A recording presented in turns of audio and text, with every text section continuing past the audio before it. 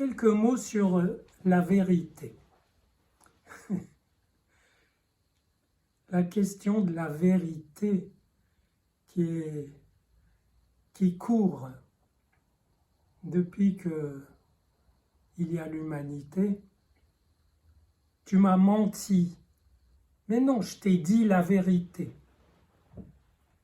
Cette question a dû être posée depuis les débuts de l'humanité.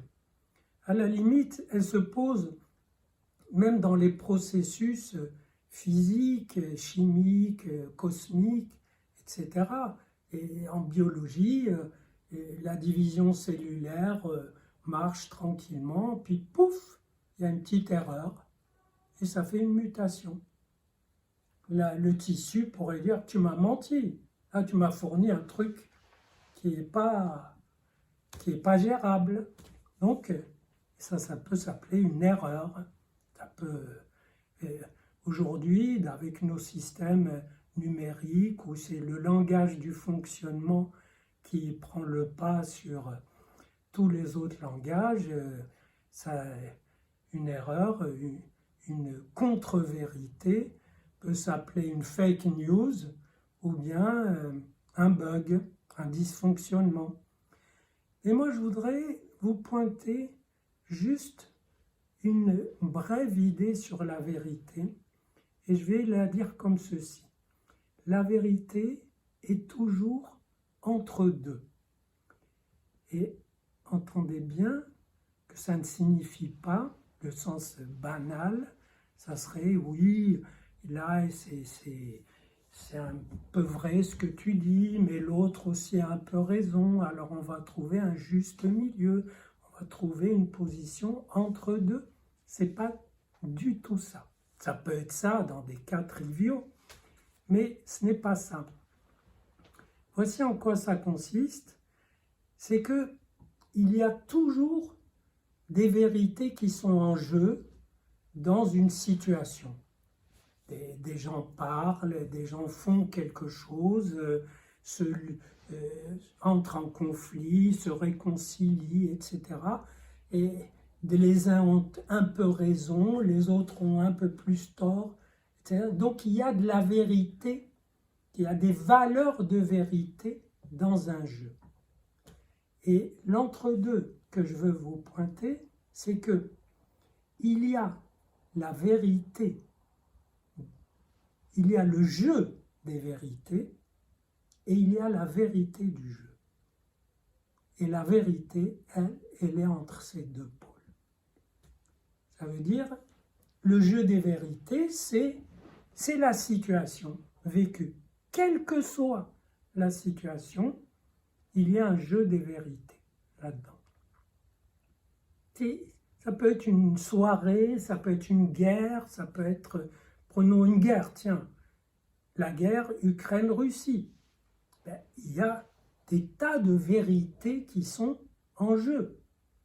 Il y a un jeu absolument affolant des vérités, d'ailleurs telles que les kidam que nous sommes ne peuvent pas se faire une idée exacte des choses.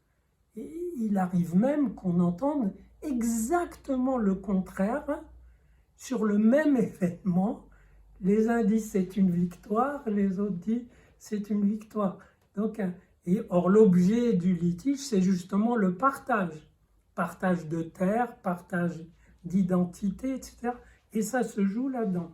Donc, il y a un jeu des vérités, mais au-dessus de ce jeu, il y a la vérité de ce jeu.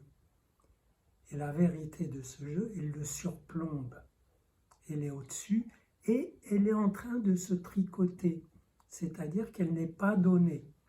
Elle se tisse à mesure que la machine intègre les valeurs de vérité qui ont été marquées, ponctuées, et elle compte les points aussi, mais pas que. Ce n'est pas simplement un arbitre. C'est un travail de vérité qui se fait au-dessus et dont on peut avoir quelque idée. J'avais dit dans l'une de mes vidéos pour l'instant, cette vérité du jeu, elle est condensée dans un seul point, c'est le chiffre des morts qu'il y aura. Il y a un chiffre des morts qui détient la vérité de la situation, qui, imaginons 150 000 de chaque côté, et si c'est atteint, eh bien, il y aura un point d'arrêt, par exemple.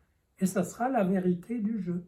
Voilà, vous avez fait la quantité de sacrifice nécessaire, la quantité de mortification nécessaire pour vous permettre de vous entendre. Et avant ce chiffre, vous n'aviez pas encore le droit de vous entendre vis-à-vis de vous-même. C'est une situation qui existe chez des individus aussi. Donc, distinguer le jeu des vérités et la vérité du jeu qui est au-dessus. Et cet entre-deux, il est pas toujours facile à modéliser. Quand je dis, pour l'instant, c'est le nombre de morts inconnus qui détient la clé. En un sens, c'est un point de mystère, c'est un ombilique de la situation, comme on parle d'ombilique du rêve. Ça veut dire que c'est ininterprétable.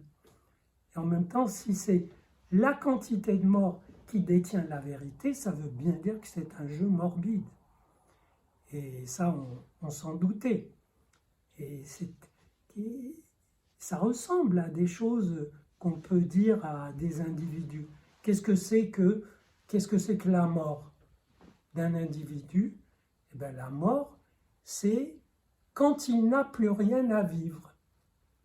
C'est quand il a fini son assiette, qu'il a fini de manger sa vie. Bien, là, c'est pareil. La vérité du conflit, c'est quand ils auront fini leur assiette de viande de l'ennemi l'un de l'autre. Et cette formule s'est imposée à moi, et je termine par un conseil, à travers mon étude sur Shakespeare, parce qu'une fois que j'ai eu traversé les 37 pièces de Shakespeare, cette idée m'est littéralement tombée dessus, elle a été martelée. Il y a le jeu des vérités dans une pièce de théâtre, et il y a la vérité du jeu qu'essayent de trouver des metteurs en scène, des interprètes, etc. Alors bien sûr, il y a la tentation de saisir la vérité. Mon ami Alain Cohn a fait, dans un petit livre avec un psychanalyste, a fait état d'un petit modèle mathématique qui donne un sens à l'expression « vous êtes à 10 pas de la vérité ». Vous êtes à 20 pas de la vérité. C'est tentant, mais ça n'est pas opérant ni dans la vie, ni dans le travail psychothérapique ou politique ou géopolitique. Pourquoi? Parce que ça repose sur l'existence d'un sous-ensemble tel que la dynamique qui est en jeu, au bout de quelques pas, amène le point dans cet ensemble. Mais cet ensemble, ça pourrait très bien être votre vie. Et dans ce cas, le modèle, il donne un sens à la phrase « vous êtes à 10 pas de votre vie ». Ça peut être aussi votre mort. Vous êtes à 10 pas ou à 15 pas de votre mort. Donc ça n'entre pas dans la problématique de la vérité. La vérité, c'est plus complexe que ça.